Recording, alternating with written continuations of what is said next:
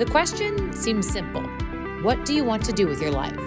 For Natalie Van Hee, it wasn't simple until she realized her love of candles could be the career path she was looking for. She opened Glow Candle Company a decade ago, and the hand-poured, small-batch candle company based in Webster Groves has a loyal following. In this week's episode, we dive into the story behind the brand, life as a parent and an entrepreneur, and how important it is to shop local this upcoming holiday season. Let's meet Natalie. Thanks for joining us on the podcast. Thank you for having me. We are very much in fall, but you guys are already gearing up for winter.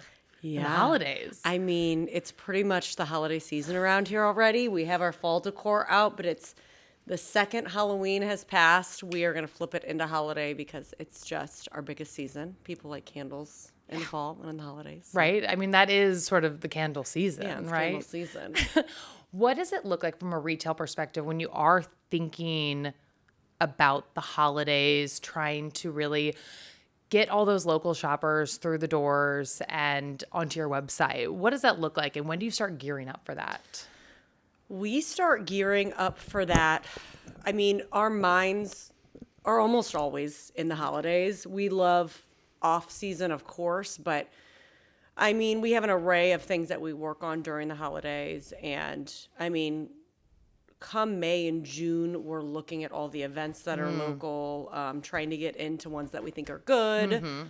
Some people have already started sending out applications and stuff like that. So I don't know. I mean, it's all kind almost of based. All year. Yeah. Let's walk it back to the beginning, because as a small business, holidays are super key, and you've got to start somewhere. Yeah. So what was the beginning of your business? The beginning, well, before I did this, I worked in events. Okay. I worked at an event space downtown for like almost 7 years. Okay, cool. So I was kind of like a wedding coordinator. Got it. Left that because the hours were like crazy. It was just a really hard job to have. Sure. Then I worked at Elon Polo, which is a shoe company, and I was on the Target team, which was really cool, but it wasn't my thing.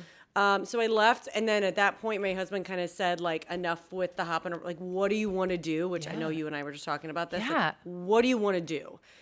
And it was really hard to think about it. I'm like, I don't think anybody's ever asked me what would I really be happy to be doing every day? Yeah. And so at that point, I have always been a candle lover, but it's not the most obvious thing in your head when Sure, you're thinking, you're not like, I think I'll be own a chandler. Yeah. So I kind of recognized it would be really fun to do something in the fragrance world. I think I saw like a Show Me St. Louis of somebody local. Sure. I don't remember who it was. And they were doing stuff in the gift bags for the Grammys. I'm Okay. like, oh my God, well, if they can do it, I can do it too. Right. So I started just messing around with oils, and I started getting like crazy bowls that I would find and do all different vessels, and I would sell them to my friends because those were my only customers. So you were making them, like at home? Yep, making them at home. We lived in Lafayette Square, so I just made them in our kitchen. And then did you just like YouTube it? Like, how did you even learn? I would like Google it, but then there was a lady in Missouri Candle and Wax that's downtown. Oh, okay. And I would like call her like every hour. I'm like, well, this happened. What do I do? I messed it up. And she would like walk me through like how to correct it. So it kind of helped me like figure out the basics. So then I started doing farmers markets at Tower Grove, which is the best farmers market ever. Absolutely. And I never really thought I'd have a business. Was it hard to when you were getting into just the farmer's market, was there at all sort of like an imposter syndrome of like, I'm now going to sell this thing I've created to someone beyond just my friend group? It was really nerve-wracking. So I was like, okay, I remember setting up and I was like, oh my God, like what if nothing sells? Yeah. And this one lady came up and she was like, is this your first time? And I was like, yeah. She's like, you're going to do great. And I was like, oh my God, thank God. But it went well. I don't think it was like crazy, but week after week, like we got more people coming back and more people coming back. And that's really how we got our legs, was the farmer's market. That's great. And just word of mouth at St. Louis. So Sure. I love all my friends who promoted me left and right and told their friends. Yeah. But that's really kind of how we grew. And so when you first started off, how many different scents did you have? Are there some of those ones that you still carry now and are still popular now? What were those first batches like? I think lemon lavender has like been around since the beginning, and it's still one of our best sellers. But and I think Saint Nick has been around as well. But my big thing, I'm a little all over the place sometimes, so I always say to myself, do one thing and do it really well. Like put all your energy into it. So some have been around since the beginning. We try to keep the offering reasonable. We don't want to have like a million Too many scents. things. Yeah. No one wants to be a Bed Bath or not Bed Exactly. Bath. What's it Yeah, called? no, Bath and Body Bath and Works. Body Works. Exactly. No, it's just I think it gets overwhelming to the customer when there's too many. It's like, oh, I like this, I like this, I Right. like this. So, but yeah, there are some scents that are still around from the beginning. That's awesome. Yeah. I mean, that demonstrates that they're good. They're popular for a reason. Yeah. Right. Yeah. So you're at the farmers markets. When did you think a storefront or your own space behind your kitchen was going to be the necessary next step? Well, in the midst of all of this, of course, we started a family. So I was in my kitchen, and the Lafayette Square House was not super, expansive. So I had cases of candles stacked up to almost the ceiling, these 12-foot ceilings in our kitchen. And like our whole house smelled like this candle shop, which isn't a bad thing, but like also might be a little overwhelming a little sometimes. much when you're like cooking dinner. So I decided, all right, it's time to just get out of the house. Yeah. And also I didn't, I had my kids in there and stuff like that. So Makes sense. I mean, let's be honest. Kids have enough stuff, and then you mix that in with like a business. and it's really messy. It's really messy. So we found this place that I'm still in here in Webster. How'd you find it? I mean, was it? I had a real estate agent, and this was like an office space. An old. Did it look like this? No, I was gonna say no. it's beautiful right now. It was an old, dingy, dark office space. So we just got in here like in the middle of the holidays. It was a disaster zone, but we just got settled in the space, and at least we could like spread out, and it wasn't in the house. And what did that allow in terms of growth? Like having set space for the business. we could order in inventory. You know what I mean? Because before I was ordering it like on demand. And then I could order in 2 pallets of jars, and they could just sit in the back for whenever we needed it, or wax, or any of those things. And just accessibility. We were carrying stuff up like a huge flight of stairs at the house. So it was really hard. But once we got in here, we were able to hire staff. We were able to get on a production schedule. Because for a while, were you sort of just operating like when I can fit this in and doing it, kind of around just life? Yeah, my mother-in-law would take our our oldest now. She would take our oldest for the day, and I would get up at like 5 a.m. and I would pour, and then I would wait for the candles to dry. What's that time process like? Like, it depends, because the candles you pour first would be dried before the other candles. But I don't even remember. I mean, I would get up at 5. I'd probably be done pouring by like 11, and then around 2, I could start labeling and putting them away and cleaning them. Now, that's a 2-day process with 2 people, because I would do about 300 candles. Oh, wow.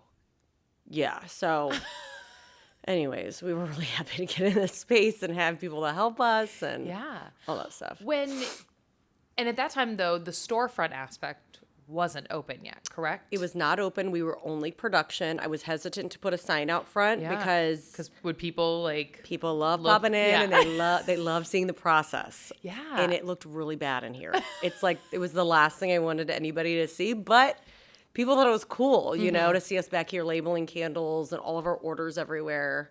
Where were you selling them at that point? The first wholesale account I ever got was Pizzazz, or Rusted Chandelier. It's one of my friend's moms. Oh, fun. So, of course, she took me in. And then Straub's was a big one for us. Yeah. And I also had a wholesale rep, Aaron, who's local, who helped me get into a lot of these stores. And what was that process like? I mean, did you besides your friend's mom, like, did you have to go in? Like, what was that sort of sales pitch like? I didn't. You didn't have to do that part. No. There was a moment where we were like, there's always the new kid on the block, like the new cool business. And for a moment, I think we got some of that attention, and we just had people coming to us, which was great. Now it's a little different. Interesting. Okay. We're in a new cycle. So for new wholesale accounts, we got to work for them now, and there's always a new candle. So it's like, you've got to be there for your customers. You got to be attentive. You have to, do all those things that they want to keep carrying your products. Right. And what does that look like? Because, I imagine there's always sort of a new thing, a new it thing. How do you make sure that you stay consistently providing that product that a store or shop wants to keep on their shelves? Quality is a big one for us. We really believe in the burn time on these candles. They're a higher price point for candles locally, but they last forever. We've actually just started doing these burn challenges. Oh. What does that sound like? Or what does that look like? We compare our candle to another name brand, and we do not put the brand on there, but we just burn it down, and we show it on video. Their price point, their ingredients, their burn time compared to ours. And you guys are beating them. We've only done 2. Okay. But so far we're winning. Hey, 2 out of 2 is good. Yeah, 2 out of 2. So what does that look like when you're talking about candles and creating candles from an ingredient perspective, a burn time perspective? What goes into your candles that makes them better? We use soy wax. We use cotton wicks. We pull stuff that's only sourced locally in the U.S. Not locally, but within the U.S. Yeah. So we would like to stay that route, and we like the hand-poured elements. And I've told people, you're never going to find 2 candles that are exactly the same here, because we touch every aspect of these things. Wow. They are handmade. They're handmade, and, if anyone knows about our warehouse sales, there's a ton of mess-ups that go out the door 2 times a year. So we just... Is that how that's that quality control aspect? Yeah. Oh, yeah. What would make something not up to your standards to put out on your shelf? Crooked labels, bumpy, if they're like bumpy on top, if there's wicks that are off center. Oh, okay. If somebody didn't pour the candle like to the right height, jipping the customer of that inch of wax or something. But we look over everything. And as we're pulling it off the shelves, we're throwing stuff in the warehouse piles. And so, you do these warehouse sales twice a year. Yep. We do. Go ahead. No, and so that's kind of an opportunity for people to say, hey, I can get something that's slightly bit cheaper, but it's not going to be sort of that up to your typical standards that makes it on your shelves. Yeah, we kind of scheduled them in months that are slower here. So we've got a February one, we've got a July one, and we discount them, and it's become a thing. You know what I mean? It's always really exciting for us, because we see the love from the community during warehouse sale time. All the time, but everyone gets online. It's all online, and stuff selling out. We're getting messages, and it's fun, and we love how much everyone loves it. Do you remember that sort of first feeling of selling out a scent, whether it's at the warehouse sale or just in the shop, and what that felt like when you're okay, I am, this is working, right? Yeah. I mean, we were always growing slowly, but when COVID hit, I mean, people were in their homes and couldn't go out, and I was so worried, oh my gosh, all of our wholesale accounts, and no one can stop by and grab stuff. But our online business, we didn't have an online store the week before COVID. We had a girl get our website up and running. Oh my gosh. And it saved us. I mean, it saved us. We would have gone under had we not had that. Wow. So so during COVID, did you guys do pretty well? Because, as you said, people were home. So you wanted your home to smell nice. And I think we got just a lot more email subscribers and stuff like that. People who they were buying and they would go through them and then they wanted more. You know what I mean? That was a long phase of COVID, what, year and a half. So, we just got in direct touch with a lot of our customers through the email lists and subscription lists. And when did you decide it was time to actually open these doors to the public and make this a true storefront? Well, I always wanted to expand. I was hesitant because I knew having a store opens you up to all different things. You know, we don't have the In what most. way? Well, I mean, hours. Yeah. We don't have the most standard hours, as you just saw like 2 seconds ago. We had to pause because we had a customer who wanted to come in and, hey, you got to make the sale. Yeah, she really wanted that jasmine candle. I love it. And, you know, so I was hesitant because I like to beat to my own drum. I don't love a set schedule because I'm a mess with all my kids and everything like that. But the space next to us became available, and I knew once we could open up this wall, because we expanded to the space next door, that the natural light in here was like It's beautiful. everything I pictured for a shop. Yeah. So the tenant moved out, and we just kind of went for it. I wasn't totally sure that we were ready because I liked my little world of production and stuff like that. But we did it, and it's been really great so far because it allows us just to do more. And it allows us to create an atmosphere when people come in that I want to get across to people. Yeah. And we're still a little bit of a work in progress. These are kind of like our big plans for January. But I've really tried to, I want people to come in here and it's an experience for them. They kind of forget about the outside world a little bit. They're smelling something that makes them happy, reminds them of somewhere they've been, or really just creates a connection. Yeah. And that's, you know, for the candles, the ambiance, everything. When you were looking at this space and thinking about what you wanted to feel like, what was that vibe you were trying to evoke? And was it hard to kind of figure out what you wanted the space to look like as you stepped inside? It's been hard for me to curate because that's not my background, really. I thought I'd be better at it than I am. But no, I always knew I love these plaster walls. I love anything plaster. Like, I'll take it all day long. I love archways. I love crisp white with pops of color. I love anything travel based, and that's kind of what we're trying to create here. As you can see, we have that bull on the wall over there that we got from Mexico. And Well, it's also a very simple, so it's almost like you walk in and the candles are the focal point. You know, you walk in and that's what you see and what you smell. I mean, it smells so beautiful in here. Yeah. And there is that sort of touch element to having a storefront when you're thinking about candles. You want to be able to pick it up, smell it. Did that change how your customers sort of found you? Did you guys see more customers with having sort of that walk by traffic and that foot traffic? Definitely. Foot traffic is the word I was looking for. Yeah, no, definitely. We've seen a bump. I mean, my mind was like, oh my gosh, we're going to open the store. We're going to see our online tank and our in-store go up. You know what I mean? Yeah. I'm like, it'll just transfer. But it didn't. We maintained our online presence. That's good. We've maintained our wholesale because I got some wholesale accounts local, and they're like, wait, you're opening a store? Oh, yeah. Was there a worry there? Yeah, but it didn't affect it. Great. They've maintained their sales, and we've gotten sales. So, yeah, I mean, it's all been good stuff since we opened the store. It was just a hard transition. Yeah. It was a lot of work we put in. We laid all these floors ourselves. My staff has always been amazing. And they were pouring candles while somebody was sawing a baseboard, you know? Because we all had to work. We had to work in here Gotta when do we it, were right. when we were expanding. So. And so when you think about the holiday season, which is going to right here, basically, right around the corner, what does that mean to be a part of the Webster community during that holiday season? Well, the city itself is so good. You know what I mean? There's a lot of effort from the city to promote different events. All the different businesses that are in the community are united and good and one. And I feel like we all kind of feed each other.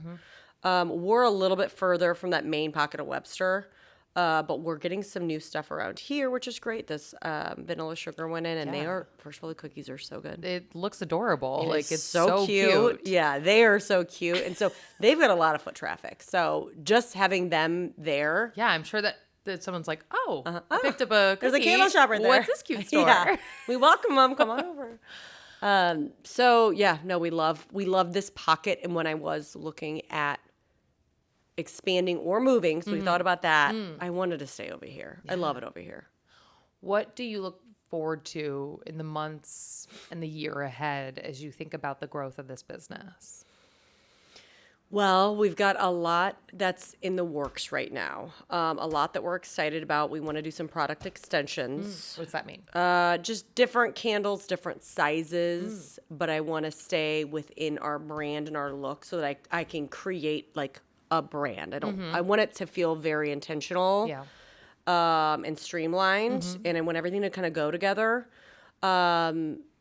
So we're obviously hoping and looking forward to a really big holiday season. And we just want to keep expanding, and expanding it's hard. Yeah. Is there a balance of not expanding too fast? I don't know. What's the fear there in terms of expansion?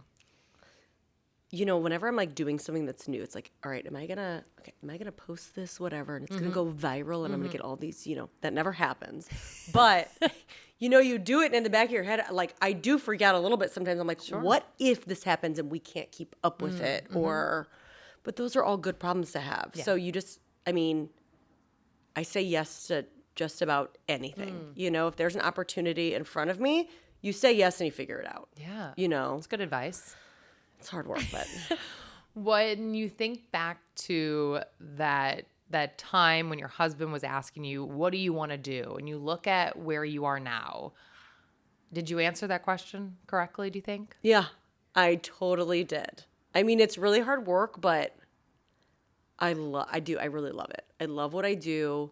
This is what I do even in my free time. If we're ever out of town, which isn't as often these days with our kids, but I'm Googling all the local candle shops and all the bath and body shops, and I just have always been drawn to it. I'm a big ambience person. I always like to have a candle lit or something in my environment. It just makes me happy. Yeah. And I love we have some really loyal customers. That's amazing. And I love talking to them and hearing their feedback. And Did they request scents? Like, what do you hear from customers in terms of like those requests? well, you always have somebody that's like, hey, I had this one candle this one time, and it was this blackberry, something like, can you recreate it? And I'm like, I have no idea. Yeah. But, we just came out with a holiday spice candle. We haven't come out with a holiday candle in a minute.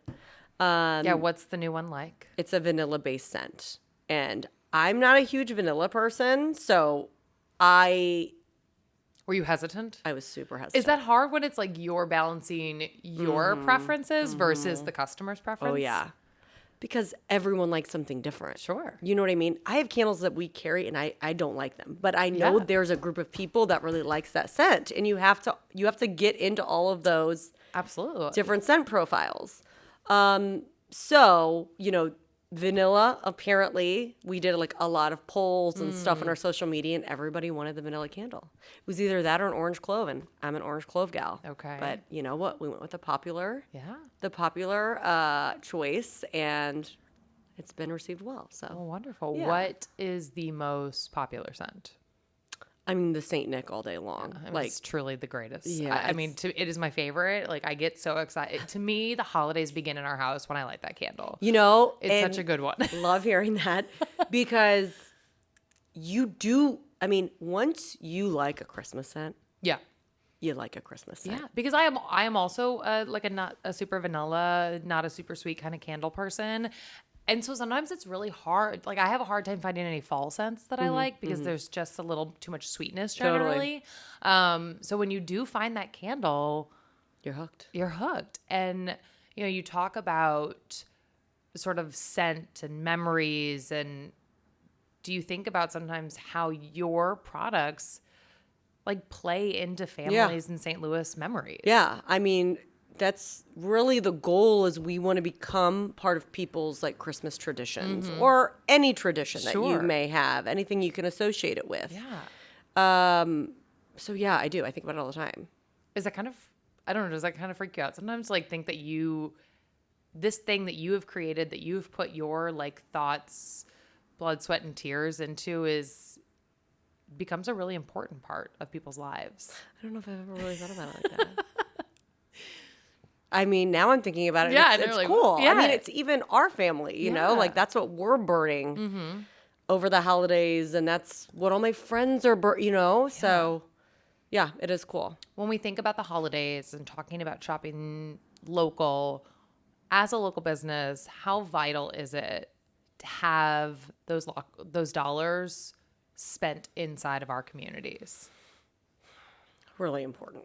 Yeah. There's a lot of cool businesses, as you know, that are here. And I mean, for us specifically, we're not really out of state. Like, we are in St. Louis. Of course, one day we love St. Louis, but we'd love to expand out of St. Louis. But if we didn't have this community shopping, I mean, we definitely would not be here, as other businesses. Well, and you talked a bit about the price point in terms of that burn time. And yeah, it's easy to go online and find something made elsewhere, made overseas, that's half the price of something local. But that local product, I mean, you employ local people. The reach, that dollar goes way farther when it's spent here in St. Louis. And that's another thing as a business owner. You always, once you're a business owner and you hire people, it's this whole other thing you think about and pressure of meeting your goals and stuff, because you're paying other people. Yeah. And other people depend on it, and you want to make sure that they're whole all the time. So it's important that obviously people support it and support the other ones around. And, as far as the candle comparison, it's I think people assume because it's like made locally and you're like a small shop, you're not getting what you're getting from any other like large, cool candle company. And it's like, you actually are. And a lot of times you're still paying less. Yeah. I just think it's a hard concept for people to grasp. Yeah, I think so too. I can understand that. Yeah. What is your message to those listeners who maybe they've got this idea in their head, they're in a job that they're like, about, but they have this idea of what would make them happy? What's your advice as a business owner, as an entrepreneur, to those who are dreaming up their next endeavor? Do one thing and do it really well. You know what I mean? You've got to streamline and focus, because even when I started this, it was like, oh, well, that's cool. That jar's cool. That jar's cool. That scent is cool. It's like, you have to really focus on what you're doing. Because if you look around here, you guys just have candles. We just have candles. And we really have one size of candle right now. And that's what we've had. We have our 10-year next month. And we've had congratulations. That's Thanks. Huge. Yeah. We've had one size candle this whole time, and that got legs, and that got into people's family traditions. And people will now be excited when we do product extensions. Like, oh my gosh, finally something new. But do one thing and do it well. And always start it as your side hustle. Always start it as your side hustle, because you just never know. It might be the greatest idea in the world to you, and I'm sure it is the greatest idea, but you have to test it just to make sure it goes the direction you think. And this is the direction you had hoped for. Yeah, it really is.